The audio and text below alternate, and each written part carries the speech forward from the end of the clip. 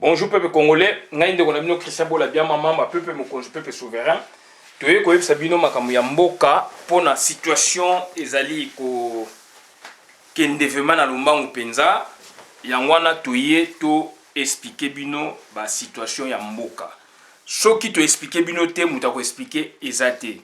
Yangwana ezali contribution na biso batu ya peuple mokonzi, peuple souverain. Donc lelo toye ko loba makambo mingi il y a SADC. Tu veux qu'on mingi ya SADC parce que SADC na niveau où ezali ko sala musala ezali ko sala musala malamu, mais sauf que nazali ko bino na sembo d'après ngai, sauf que Hippolyte Kanambe a commis ko téléguider SADC. Donc na point de vue onga naza nango lelo, na vision onga naza nango lelo. Donc SADC est comme na deux tendances. Une tendance ezali ko supporter Hippolyte Kanambe, une autre tendance ezali ya biso ya peuple. Donc il y a une tendance oyo vraiment oyo originelle. Donc yangwana toye ko sala vidéo opona ko alerter batu puisque Conseil de sécurité et qu'on se réunir d'ici là et que boyebi bakonzi ya monde bakoya bako statuer na makambo ebele ya monde dont ya Congo et puis eli donc Conseil de sécurité de toutes les chances ndenga na ko benga yango, mais du moins il faut toyeba que Conseil de sécurité ndenga ezali wana Donald Trump akoya, puisque Donald Trump yende mutu a sengi départ immédiat et Hippolyte Kanambe.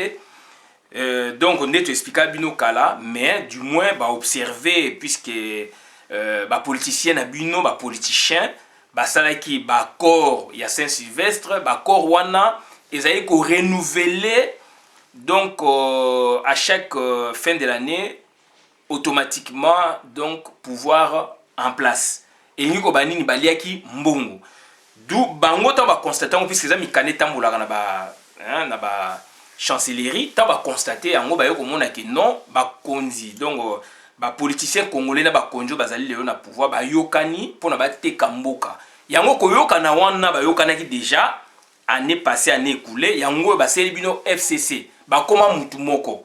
Donc bande ko na ngai donc toye ko ba mingi makambu ya SADC puisque SADC eza ko intéresser biso mingi penza parce que SADC nde na voix ya SADC nde libiki ya Congo ezaliwa na voix ya SADC nde bako bengana toko bengana surtout bi bako bengana puisque eza apport extérieur aussi toko bengana eza biso na bango et surtout biso puisque masolo ba na biso ba congolais nde to boyaki donc Hippolyte Kanambe tant bango bazo soutenir Hippolyte Kanambe et surtout biso ba diaspora parce que ba congolais na kati population azali pe na même idée que biso sauf que azali manipulé na ba politiciens.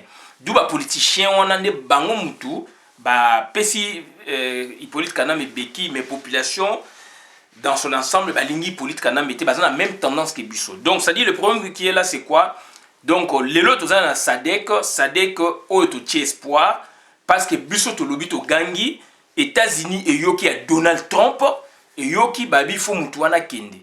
Yango no mo babaki na ifo élection en 2018 et bino mo moni donc ba mikaka tano oyo Hippolyte Kanambe bazali ko meman pona ko organiser ba élection na yé puisque biso toza ba élection te et ezali clarté et dans l'entretemps a somi ba politicien congolais dans son ensemble a créé FCC donc méga plateforme oyo alobaki bien ka osala eloko moko oyo ko sangisa opposition na donc na mouvance présidentielle na et asali yango donc ba opposant oyo lelo bazali wana bazali ko loba mingi to ko mona wana mingi bazali batu basomba bango bazali loba moko baza mutu moko na Hippolyte Kanambe na tuti power bande ko nanga. Qu'est-ce que je vous ai dit par là? Nangina ko loba boye na laksa bino ke na SADC manœuvre koti yango to bi SADC comme na deux tendances. SADC eza moko to robate que eza deux SADC mais il y a deux tendances na kata SADC. Donc c'est-à-dire il y a une tendance presque dominante to loba tendance wana ou tendance moto banette égalitaire, ils ont des tendances égalitaires pour topé ça ba mususu chance mingité to tche bango na tendance mo égalitaire et comme ici ko groupe mususu balingi que Hippolyte Kanambe atikala et wana Sadek et bazali na même c'est comme si bazali de mèche na ba belge et bon monaki Didier Rendex atambolaki ti akeneki na Afrique du Sud. Tendance Afrique australe partie assez bazali na tendance wana. Tendance Afrique australe donc vers Afrique centrale Otobeni Angola bango bazali na tendance donc il faut Hippolyte Kanambe akende. Il faut Hippolyte Kanambe akende. Donc na sina ba Zambie ba pays oza pemé niveau en Afrique centrale o baza ko subir makambu ya Congo donc au jour le jour batu wana bakoki kolinga Hippolyte Kanambe te mais batu oyo bazali na Afrique australe na intérieur ya Afrique australe donc par rapport na Congo do bazama na kati neti tokolo baneti ba Zimbabwe ba Afrique du Sud Namibie ba pays wana bango puisque baza na frontière na biso te bazo subir makambu oyo ba voisin na biso immédiat baza ko subir te bango baza na tendance ya métier Hippolyte Kanambe mais ba ko bango te mais du moins on a suivi que le président namibien s'il vous plaît l'actuel président namibien a déclaré qui dernièrement lors il y a sommet où les kaki wana donc a déclaré qu'il n'avait mikolo les kaki donc a déclaré que Hippolyte Kanambe déjà il fait preuve de bonne foi pour faire avancer la démocratie et lui il voit que donc c'est bon déjà donc pour na yé donc Hippolyte Kanambe a sali déjà pour la démocratie tout ça c'est bon il voit pas comment donc va déranger il voit pas comment va longolaye et d'où Afrique australe wana Zimbabwe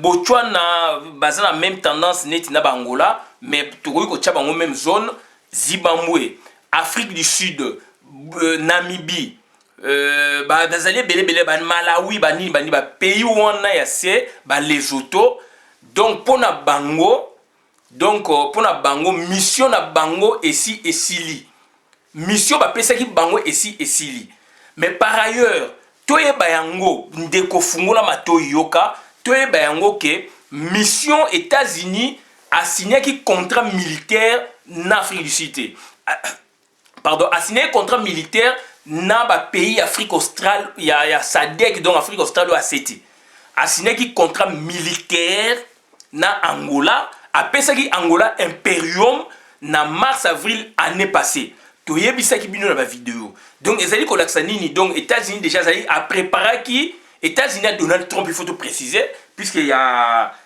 Obama qui la politique mususu États-Unis a Donald Trump même de décider pour que Hippolyte Kanambe kende donc États-Unis a Donald Trump déjà ba préparé qui dossier et yebani boyebi yango pour que Hippolyte Kanambe il faut akende à Longwa à déranger mingi il faut attendre donc bandeko na ngai ezali très important et loko tozo ko sabino ezali très important pour kangango bo tchango na matoyi d'où priorité na biso motema na biso eza na Angola bien que ba pays musu to déranger bango to négliger bango par rapport ya ba position bazali ko jwa lelo mais du moins motema na biso ezali na Angola puisque États-Unis a traité na Angola États-Unis a pesi imperium na Angola Angola ya nani ya Lourenço et Lourenço comme président de la République de ba pesi imperium et bandeko nanga il faut boyer bayango c'est toute une préparation puisque Lourenço président ya Sadek donc non président Sadek était président Angola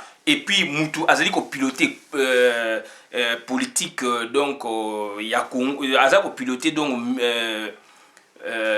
donc projet pardon il y a États-Unis à Donald Trump il faut topé sa confiance naïe par rapport à pays mususu il faut tous avoir moi ba réserve puisque na développement d'ici là parce que ba manœuvre et l'équipe mais congolais ça comme monati yango to zongeli puisque on est un laboratoire peuple mokoneza laboratoire ndeko nanga politique ezali évolutive politique ezali statique té politique échangeaka tangu institution politique et créer norme et créer mibeko et lobby makambo changer soko na position X ou comme la position Y soki yo ndeko ozali statique yo changeaka te oza comme ça, c'est ton problème. C'est ça, c'est pas ça la politique. C'est pas ça la résistance. C'est pas ça les combats. Donc politique ezali statique, ezali do dynamique. Politique ezali fluctuante.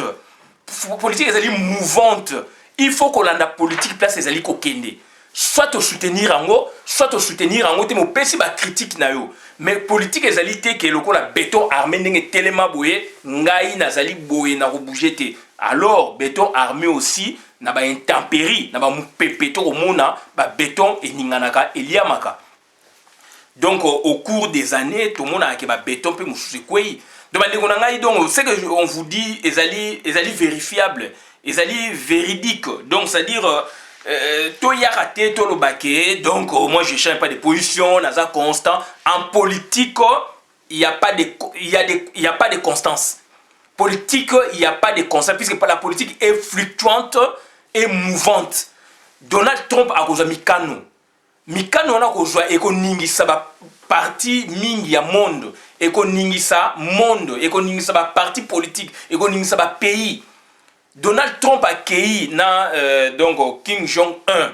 Position États-Unis à Zwaki. Na oyo Kim Jong-un pa lobi boy. Na lelo donc ça dit politique échangeaka. Ndeko nanga na politique ya lili kamoboya ki lobi lelo ndimi yango. Oyo ondimi yango lelo lobi ko boya ka pe yango. De politique e komaka ndengwana. Donc ça tant que tout ça ko lekala betando eke s'il faut loba makambu oyo ya politique to kene nango ndenge politique ezalaka même na Congo eza bongo. Même na Congo eza bongo. Donc ça dit bandeko nangai tant Hippolyte Kana est bien kazali usurpateur alobi élection mais azo kelon ba manœuvre boye. Donc nous aussi on bouge puisque Yazali numéro 1 il y a pays ba benga institution politique yem tazali ko créer une norme. Sur la Hippolyte Kana mais dans le sens qu'azali président de la République bien qu'azali usurpateur. C'est le président de la République qui crée la norme. C'est l'exécutif, c'est le gouvernement qui crée la norme. Gouvernement Tibala Nenga Zali on a sauvé une décision et qui tient l'administration ba comme quoi appliquer yango. Donc, il faut tout comprendre. Donc, il y a des petites notions essentielles à maîtriser. Mobutu tout le temps, que donc MPR parti État, mais il y a eu des opposants. Mais les opposants, mais n'empêche pas que Mobutu a maintenant qui il y a le baki officiel. Tant Mobutu a eu multipartisme à 3, ndé makambe bouger. Puisque azali norme yé taza ko créer mibeko ya mboka et koti na ba journaux officiels ba débat na ba parlement d'où et koti na ba journaux officiels d'où et yé sikoyo et komi mibeko ya mboka donc ndeko na ngata yo so ko comprendre yango te oningo ko laksa batu ke constance na politique ezalaka mezalaka te na lobi ezalaka mezalaka te puisque tant que l'institution politique bouge donc édicte des choses. Donc, Makampe est bougé. Yoso Tikali Awa, donc, Ozali, Andero Masolo. D'autant qu'il y a Kesu Boye, ça bouge. Donc, politique est ça bongo. D'autant que tu vas aller Kolanda. Et l'autre, tu vas aller Balandiango. Et l'autre, tu vas aller Balandiango. Yo Tikali statique. Nana za Kolanda politique. Nana za Kosa politique. Nana yebi politique. Nana za feeling ya politique. Donc, ndeko nangai feeling à politique yangwana. Zigzag wana, c'est ça le feeling à politique. Tant ou bino ou be ndeko lingi aux la statique, le col à béton, on comprend la politique jamais et puis donc on ça rappel politique T. On comprend la politique jamais, on ça rappel politique T. Donc c'est un message na lancé na tout le monde mais je lance à personne mais à tout le monde. C'est-à-dire, donc, on a battu Oyo et Sengeli va comprendre Makamni, Tozali Kosala, Lelo Namboka Nabiso. Donc, politique, nous suivons les évolutions politiques. Ndengezali Boé Donald Trump à Koloba. Donc, on a un conseil de sécurité, Netoyoki, Hippolyte Kana Naoki Pe Akei, tout ça. Il y a une norme supranationale. Oh, et ça, c'est imposé dans le pays, Eko Bimakuna. Et Bimaka, Eko Bimakuna. Soke bimi kuna bongo bino to tika la na mibeko oyo boy do bo tika la kande ngwana bandeko na ngai il faut to se comprendre tant au président to ya sur le niveau national tant au président de la république tolo bakaka pona Hippolyte Kanambe était tout président de la République tant azumi beko boye salama yo soko bike yo okosela ngote otikali boye c'est ton problème donc ozali en dehors là maintenant oza ko résister oh, il faut résistance na yo tout combat na yo il faut olanda norme o ekréame na état molaka bongo maintenant à partir on ande obandi soit au appuyer ngo soit au contester ngo c'est ça soit puisque quand il y a contestation qu'est-ce qu'on a ba tribunaux ba nini d'où ba résistant peu bazali wana donc soit ba côté ba tribunaux te mais bazo pesa ba position na bango puisque il y a lobby likambo oyo ke bato ba moni ezali bien te donc ça dit beaucoup tika na position o ezalaki te beaucoup landa yango tant beaucoup landa ce que malobo ya lobby puisque azali muto a créer la norme puisque azali parlement a créer la norme puisque azali gouvernement a créer la norme azali exécutif président du gouvernement d'où il faut landa makambo wana beaucoup landa yango ce que makambo ba lobby nini siko beaucoup tala so ezali bien pour résister ou pas c'est ça la différence et ça ko kene bongo na classe politique nyonso. Donc bandeko na ngai soki toza ko comprendre biloko wana te donc tina moto ça to évoluer zati. Donc ça c'est une parenthèse na kanyango rapidement. To yeko bisa bino makambo mingi ya SADC. SADC États-Unis a initié une résolution na ONU ba benga une résolution 2348. 2348 donc balobi nini intervention militaire humanitaire na kati ya RDC. Bande coming na landi bino na vidéo, c'est votre droit, mais par contre, notion lelo na ndenge to comme une évolution lelo. Je ne pense pas que Congola kokoye koloba yango lisusu. Puisque on se demande comment Angola kokoye kokota na Congo. Mais bandeko, donc ba américain, ba kota ki na Irak ndenge nini. Ba pays boyo ba kota na Irak ndenge nini. Donc ba coalition Salamiti ba yo kota na Libye ba kota ki ndenge nini. Ça passe par l'ONU. Il faut ça justifier qu'il ne faut pas voter en tout ça, il y a une résolution. Et Congo a déjà la résolution 2348. De côté on a la vidéo, tant on a le loco, ata on a défendre mutuna yo la norme préétablie. La norme préétablie bon otala ndeko na yo camarade na yo songolo pakala, soki azali ko respecter ou pas.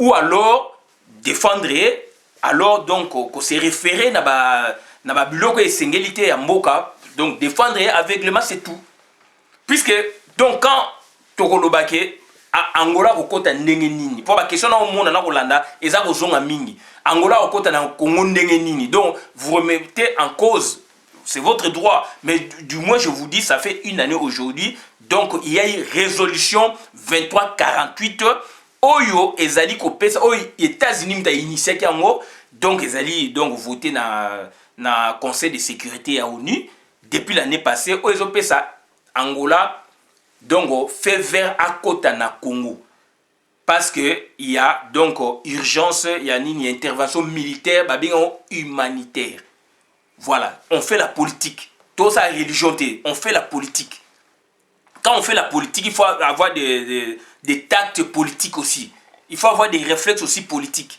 donc auto ça là ils l'activisme politique c'est la politique donc Angola azali ne loko wana yango moni Hippolyte Kanambe abangaka Angola akendaka mingi na SADC mais a divisé Hippolyte Kanambe le lelo ngana koloba yango to pesa confiance na SADC mais Hippolyte Kanambe le to na kolobela bino bandeko nanga bozola nanga na etando eke de Hippolyte Kanambe a divisé SADC puisque SADC oyo ya ye ya Sekuna donc Afrique du Sud, Namibie, Zimbabwe, etc. Baza batu oyo bakanga ba mini na Congo.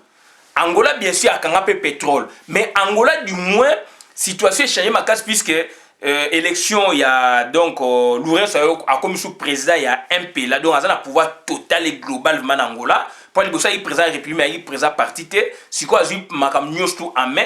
Donc il faut autant la constitution na bango le binini. Azuma ramnyo sous le amé ezali pression ya ba américain pour que Lourenço lobby à agir et bon mon ndenge États-Unis et bien le Conseil de sécurité Conseil des droits de l'homme et bien puisque Congo et Kotibuna et ça ba mafia États-Unis les lois commis donc on a donc comme ce qu'on a yem tout donc azali président donc il y a conseil de sécurité Donc lelo yo États-Unis mutazali na makambo asimbi ya main. Yango to yebisa binoke c'est tout c'est calculé. C'est calculé donc il y a dit que Hippolyte Kanambe na administration Trump, je suis confiant azali ko tambola za ko kende. Donc lelo akei kuna parce que ayebi ke a divisé SADC. Mais a sali erreur puisque président ya Namibie na batu ya Afrique australe kuna babi ke mission na bango ba monaki basali ekoki.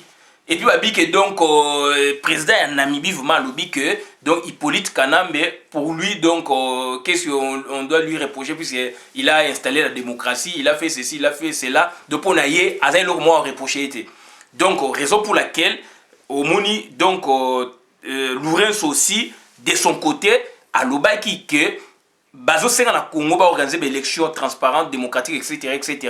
Et que Bako pesa une prolongation. Ça c'est Lourenço. Ça c'est notre SADC. Notre SADC puisque c'est lui par qui que donc libération à Congo pe ekoya. Puisque yende États-Unis n'a pas si confiance. Yende ta ba pesi impérium ne ba botoli impérium o ba tikelaka Rwanda, Ouganda, Burundi, surtout Rwanda, Ouganda depuis Bill Clinton. Donc, nous avons Donald Trump en 2017, accord militaire na Angola. Bande konanga ezali blague te, États-Unis d'Amérique, ezali grande puissance, l'unique superpuissance dans le monde. Tant on a décidé, puisque à moni ba raison songolo pakala, bande konanga ezali blague te. Donc Hippolyte Kanambe azali donc c'est malheureux. C'est un confusionniste, c'est un ignare. Dans l'entretemps, azo sala ba stratégie oyaye, akosomba batu akei koto kuna ba changer États-Unis sali tout ba président na ya Afrique australe Mugabe ko ya Jacob Zuma ko ya mais ba adjoint na bango mingi bazali pe na masolo na Congo bazana ba comptoir minier do ba carrière minière na Congo ba o Hippolyte apesa bango d'où siko bazaka ko banga kaka Donald Trump. Mais on voit maintenant une façon de satisfaire Hippolyte Kanambe ba lobby makambo esengai ko lobati. Et dans l'entretemps Paul Kagame en avait profité pour distiller un truc donc oyo batu ba ko landa ngote ke alobi donc ba yebi ke Hippolyte Kanambe doit partir mais il y a lingai ke basala ngo na ndenge same na Afrique du Sud et ndenge same na Zimbabwe. Mais là c'est pour garder Hippolyte Kanambe puisque so basali ndengwana tout ça même régime politique ça c'est de un. Deuxièmement so basali ndengwana bango baza président ba vice-président biso dans le système monétaire boso et ça mina lolenge wana donc pouvoir érotique à la wapi na tout power puisque Hippolyte Kanambe a plus de 50 généraux rwandais. Donc voilà, donc l'administration eza bango bobo doso ba yo ça que Hippolyte Kanambe lo ndenge a longue na Afrique du Sud ndenge a longue na Zimbabwe donc Hippolyte Kanambe a toujours la même mise. Ça c'est une hypothèse au biso tozana ngo hypothèse ya ko benga na Hippolyte Kanambe. Mais certaines personnes baza ko parler hypothèse ya ba élection mais ba élection pour ça lango na lolenge nini et puis biso to ligne ngote États-Unis pe ligne ngote biso to ligne ngote États-Unis d'Amérique pe ligne ngote. Mais on voit maintenant certains politiciens neti donc Vital Kamerhe aza d'abord congolais azali étranger et donc toujours sous nano Félix Tshilombo bazali ko insister qu'il y a toujours une élection. Et dans l'entretemps, Jean-Pierre Bemba, au lieu de se réserver, non, Jean-Pierre Bemba vous dit maintenant qu'il y a une consigne depuis Kinshasa et puis il donc pour un candidat unique et c'est au Canada donc on a un principe et tout ça. Mais du moins Jean-Pierre Bemba devait boycotter ces élections. Il y a un autre que Bazali battu Hippolyte Kanambe, Bazali battu côté qui na processus pour légitimer yango. Jean-Pierre Bemba azali invalidé. Mais pourquoi pas Moïse Katumbi azali invalidé? Parce que belé ba musique bazali invalidé. Pourquoi pas saboter ba boycotter processus oyo? Mais Bolanda bazali ko tinda ba message. Moïse Katumbi atindi nani muzitu alobi ke mutu oyo akobima oyo candidat oyo akolzala donc il faut ba yoka naye basala pacte moko ya gouvernance. Donc il faut poster mots clés, revenir dans le groupe, etc. Donc ce sont des gens qui ont soutenu le processus. Même net bazali bate Hippolyte Kanambe bazali lo ba kolobate basali moi ba gymnastique na moi ba gangangi mais donc ba mboa kopal do ba suki wana et dans l'entretemps bazali na nzungu ya Belgique Didier Renders Charles Michel donc Louis Michel bandoki ya Congo. Tant oyo zali ko kene pa ya ndoki, donc yo komi ndoki. Do bandoki na biso bazali wana ba Jean-Pierre Bemba, ba Moïse Katumbi, donc donc Félix Tshisekedi, ba Kamere, ba Muzitu, bangonde ba Mbusa Nyamwisi, bangonde ba ndoki ya Congo. Po bozola na ba Belge na moment oyo na 21e siècle. Bozola na ba papa blanc. Bozola na ba papa blanc pour la basala nini lisusu. Papa blanc belge a lingaka congolais te. Papa blanc belge a boma Congo. Papa blanc belge aza komona Congo ezali propriété privée na bango. Aza ko préférer Rwanda et dondwa Rwanda et gagné Rwanda et kene liboso ke bino ba congolais. Bino ba politicien na biso wana ba politicien d'autant que ba politicien de tina mon côté toloba. Mais du moins boza ba congolais ba mususu pour la plupart des cas boza ko klanda ba lui Michel ba dicter bino. Est-ce que lui Michel moi na Charles Michel ba dictaka na politique na bon intérieur? Même Union européenne est-ce que ba dictaka Charles Michel wana? Est-ce que ba dictaka Didier Rendex? Bande ko na ngai bo hypothéquer avenir ya Congo te et biso pe to ko linga yango te. To ko linga jamais de la vie bo hypothéquer avenir na biso na bana na biso na ba koko na biso et na postérité. To ko linga yango te. To voyer na poto to comprendre valeur ya mboka. Biso to vanda bato o bazana kati pe ba yebi valeur ya mboka et surtout biso to za libanda to yena ba mboka oyo to yebi lelo valeur ya mabele. To ko linga to tika yango te to ko linga jamais ba Rwandais bazala wana toujours.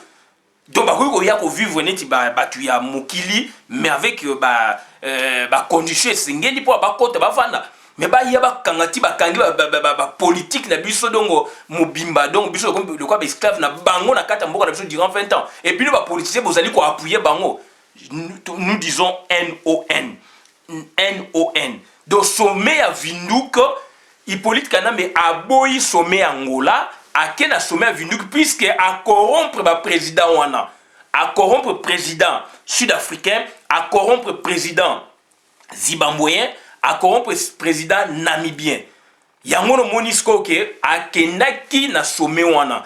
O basali kuna donc ya ikaka ba mascarade o basali mais du moins lelo ba vérité za ko bima na Afrique australe wana ya se. Ba vérité za ko bima puisque président namibien a vu position pour Hippolyte Kanambe.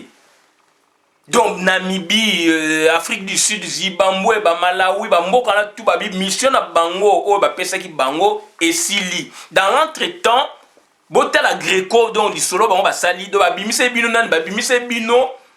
Donc soi-disant ba créer Tabombeki. Ba créer Tabombeki o Tabombeki azali na base ya makambu ya mabepe ya Congo ba créer Tabombeki alors que Somendes ya munene enge o ezalaki ne na Angola ye Hippolyte Kanambe a saboté yango mais ba kei wapi akendaki na Vinduk kuna pesa yebi kuna ezali terrain na ye batwana apesa bango ba carrière mine puisque Namibie Laurent Désiré Kabila bengsa bango Angola, Namibie, Zimbabwe, depuis ba kota ba bimate, bazalaka na ba comptoir na ba mboka wana. Donc ezali président accueilli à petit dossier, ba pesa carrière mine, place boy d'où batouana baza ko soutenir. Donc baza ko soutenir donc Hippolyte Kanambe. Yango mona boya ki sommet Angola akenaki na oya Vinduko, na Vinduko kuna pona que batouana alesaka bango apesa mo avantage moko ya makasi. D'où batouana pona basa neti ba tempérer situation ya Angola. Message to pesa boye. Message to ko pesa boye donc boye bayango sommet donc conseil de sécurité ezali donc sommet nini ezali kuna na conseil de sécurité ba trompe ba koya ba boye bodo résolution monsieur ko bima pona ko appuyer résolution 2348 Angola muta ko piloter yango et dans l'entretemps tozali kaka na organisation sous-régionale o eza kolani ya makambo wana te.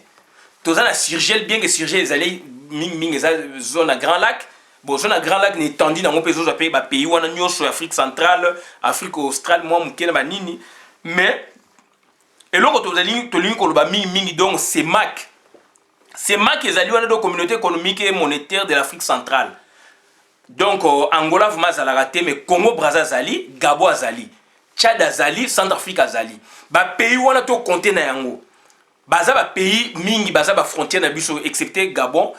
Centrafrique aza frontière na biso na Congo Brazza to compter na bango donc to compter na bango to pesa bango confiance puisque côté Afrique australe na SADC buzo be bandi mais toza na confiance à Lourenço puisque Lourenço nde confiance à américain ba pesi confiance au départ américain mais si pour équilibrer qu'est-ce qu'ils ont fait Hippolyte Kanambe il a payé a pesi ba mbongo a tine ba mission minene ça c'est un laboratoire tout ça puisque ça dit ba biloko il y a terrain d'autres salido ba méthode spécialisée en toujours bimsa bino biloko ya sika donc c'est à dire Hippolyte Kanambe il a casqué donc à somba ki batukuna yango moni ba rééquilibré aza ko éviter côté masole uta na Angola aza ko banga Angola aza ko kende côté assez puisque batuana asomba bango kala puisque Angola oyo Lourenço azali wana donc azali dicté na ba américain azali suivi na ba américain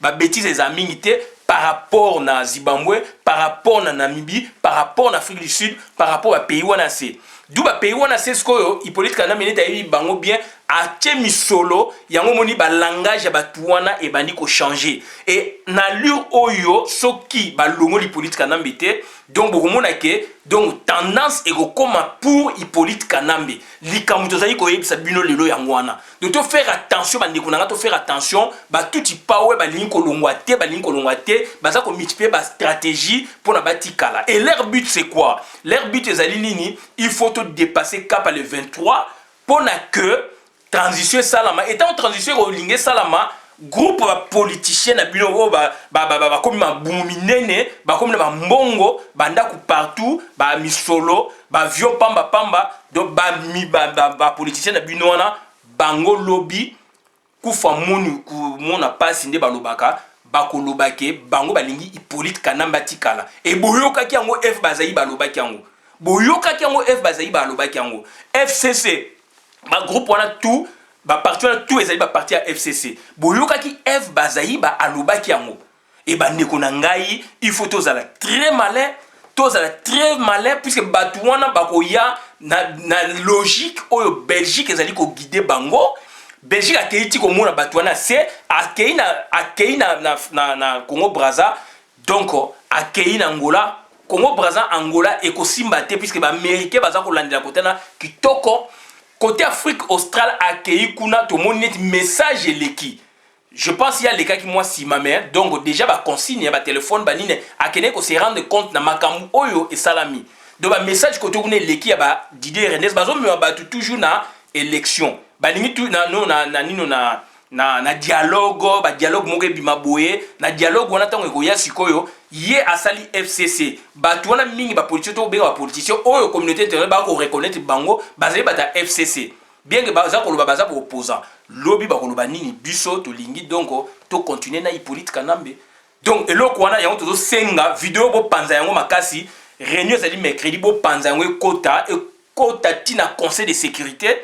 Donc ça dit bandeko nangai toza ko senga donc vigilance tous azimuts misoga congolais za misoga de batouani il faut ko benga na bango ba politicien bozo mona wana bango lobby ba ko baza ko appuyer Hippolyte Kanambe puisque o bazo sa lelo yo ba appuyer Hippolyte Kanambe ba ko bimisa ba ko lobaka boko kamwaka et boko kamwaka te donc bandeko nangai yango situation toza ko kende yango to faire beaucoup d'attention à l'iro de Hippolyte Kanambe il faut to benga na ye transition sur ça sans Hippolyte Kanambe. Déjà États-Unis ça tranchaki, États-Unis positionné les alliés frappe militaire. Donc Didier Rendex a un vrai problème na Charles Michel Belgique a un vrai problème na niveau communauté internationale où ils ont piloté projet à Congo et Angola c'est le troisième, premier allié donc États-Unis, deuxième France, troisième c'est Angola. Belgique ils alliés relégué na 5e position na ba bêtise ba américain ba comprendre ba tchela bango batela batu moko mutu moko donc ignare na mutu ya mboka basala ngo exprès pour ba piller Congo et bino ba congolais ba soit désolé ba politicien boye biango mais boza kolanda bango pourquoi do bandeko na ngai eloko to yai ko yebisa bino ngwana et to rappeler aussi batu boye ba que eloko ezali très important to yeba yango que ba massacre comme ça na Kinshasa ba massacre oyo ezali kosama lelo na ville ya Kinshasa bato bakufi par étouffement par boye mais toyebisaka bino Tu sais bino, il y a un ambassadeur tanzanien, c'est un général d'armée, ben do ba nommé ba tindiye Tanzania tindiye. Donc a comme ambassadeur un général d'armée tanzanien, ba noma ekuna a comme ambassadeur na Congo na, donc siège eza na Kinshasa. Toyebisaka bino tant ba nommé to bi muto yo aye consigne Hippolyte Kanambe muta tindi, puisque Hippolyte Kanambe azali rwandais mais grandi na Tanzanie, d'où azali pe neti donc tanzanien azala baction mingi kuna, il dicte même le président ou azali kuna président azako banga ye azako respecter, donc yem da pesa ki instruction dans la vidéo to lobaki bo tindelanga général boye aya selanga musala na lobaki yango na ba vidéo ezali, puisque tande ya kolukango mingi mingi eza sou mingi te to lobaki yango bato bazala ba vidéo na bazongisa yango to lobaki yango ke général wana na moya az ambassadeur na butu aza kuluna et yem da zo ba désordre na Congo na butu na biso surtout na ville ya Kinshasa. Donc il y a un général tanzanien qui est ambassadeur. To lobaki yango te dénoncer ki yango. Nous sommes un laboratoire. To dénoncer ki yango et le bomoni makambo zo sama na Kinshasa. Donc pour faire peur et azui spécialiste wana escadron de la mort tanzanien a memie na Kinshasa pour na asela e musala. To yebisa ki bino. Donc bandeko na ngai donc Hippolyte Kanambe azali wana azali président na biso te, azali muto esengeli il faut akende. Donc impérium totalement ezali na maboko ya Angola, ezali militaire diplomatique, mais SADC parti à CEO Afrique du Sud Zimbabwe bazali na impérium diplomatique, c'est tout. Mais Angola azali na de diplomatie, to benga impérium diplomatique et puis impérium donc militaire. Donc c'est-à-dire Afrique du Sud na banani ataba lobby ataba olinga ba rééquilibrer pour la position bango est claire parce que ba lobby babi que donc mission bango souki et puis donc président ya Namibie Namibie boy ba histoire ezali aussi je pense colonisé na Afrique du Sud de yaki administrer blo mo bon na Afrique du Sud, donc ça dit bazali ba na Afrique du Sud, donc bango ba lobby ez Afrique du Sud de lobby mais Afrique du Sud a boy ko bima boy, donc le ba créer suite ba sommet ba yo créer comme ça Thabo Mbeki et dans l'entretemps gouvernement congolais a sali neti le kutanae qui a boy Thabo Mbeki, mais pour faire justifier crise ezali, puisque Thabo Mbeki soka kota qui a yé a coûté nae makambo yokene rapidement, mais qu'est-ce qu'il a fait? Il a gagné du temps. Il a gagné du temps dans l'entretemps, bah déclaration bimi et dans l'entretemps a récusé. A récusé donc c'est-à-dire à boy donc Thabo Mbeki. On va avancer, mais du moins, qu'est-ce qu'il a fait? Il a fait ça pour justifier la crise. Puisque la limite solution bima. Atiki on demande mais les loyo, talas depuis ponaki Thabo Mbeki aya, bien que Bissop nous a confiance à Thabo Mbeki mingité, puisque tout le monde a complicité entre Thabo Mbeki na Bango. Pourquoi Bacha Thabo Mbeki alors sommet l'équipe d'Angola pour ne bimisa mutute azala na zone mo pe lusophone? Mais bah yo ça mutu na zone moko anglophone, alors que ce sont des anglophones et des francophones belges bango mutu ba bimisa guerre na Congo. Mais pourquoi ça biso donc représentant moko ou envoyé spécial mobo ya communauté internationale donc en la personne il y a Thabo Mbeki donc personne donc anglophone. Dans l'entretien il y a boyé, tant il y a boyé siko donc la ligne crise est s'installer. Quand crise s'installe, lui il a des justifications. Yango zo kene nango lelo na conseil de sécurité pour na allo ba niaiserie ba bêtise politique. Il va vous montrer que ben stabilité zali ba boye. Or muto ba tindela ki wana Thabo Mbeki soka yaki ba sola ba avancer mo ngé ko salama avant sommet oyo ko sama mikolo mais ya sali yangote a ignorer pour vraiment justifier vraiment donc la crise et s'installer donc et s'empirer, il s'en fout à ça on a été dans l'entretemps la déclaration il y a le président Namibie Baniko Bima, donc il a déstabilisé la SADC autrement, c'est que certaines personnes ne voient pas, nous on l'a capté et dans l'entretemps président Louvrens Salobaki que élection balingé zana Congo pas de machine à voler ou à voter et puis prolongation aux un régime à Kinshasa.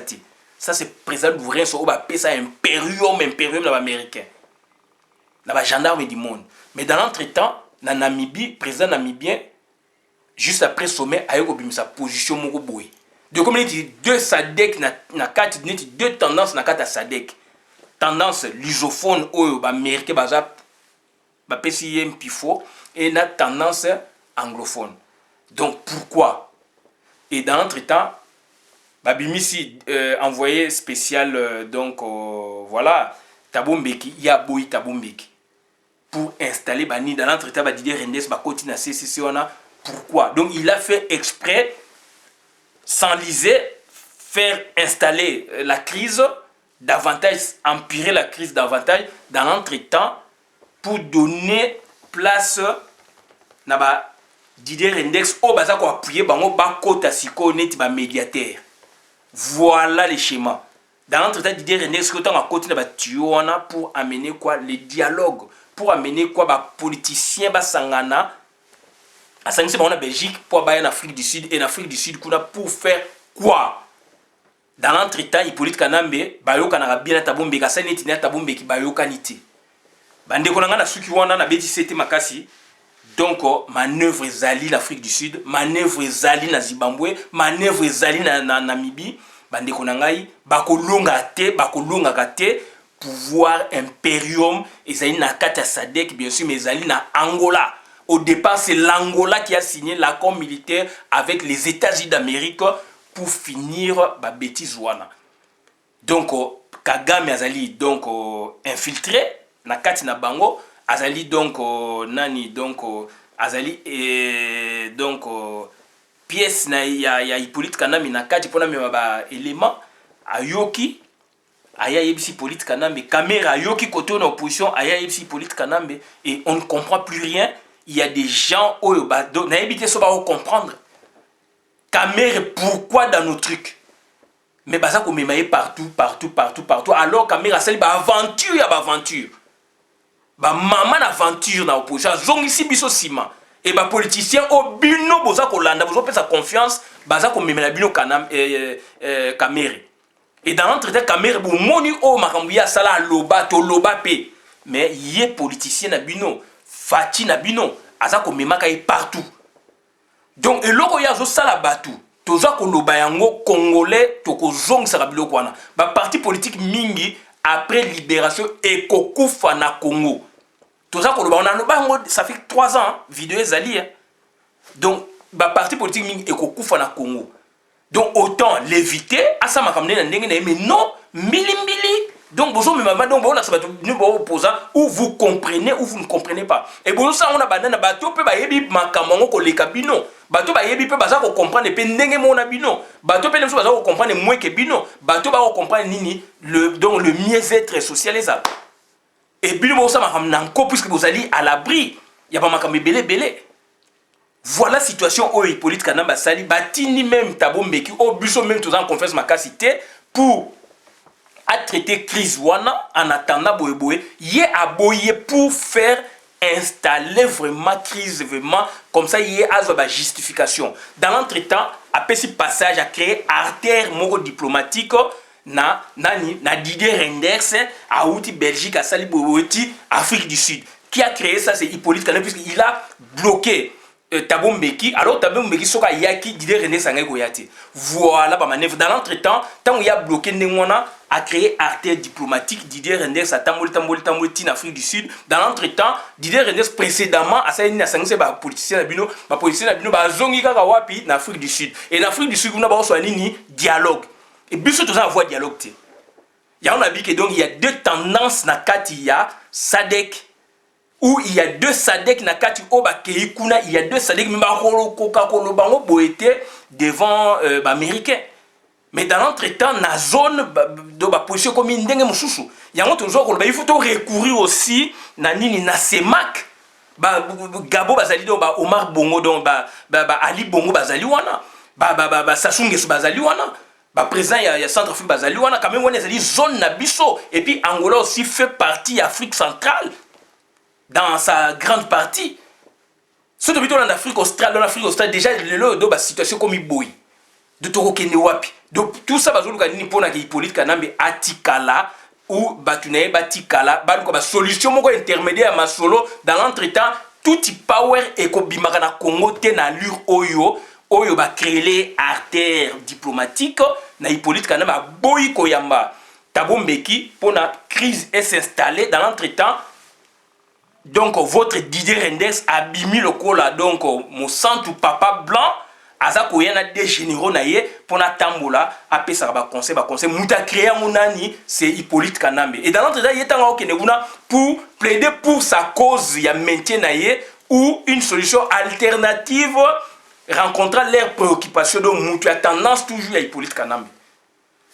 Voilà bandeko na ngai on azaka ko yebisa bino ngwana na suki awa bona na vidéo malamu penza ngai ndeko na bino Christian bona bien membre pepe mokonzi pepe souverain na lobi merci.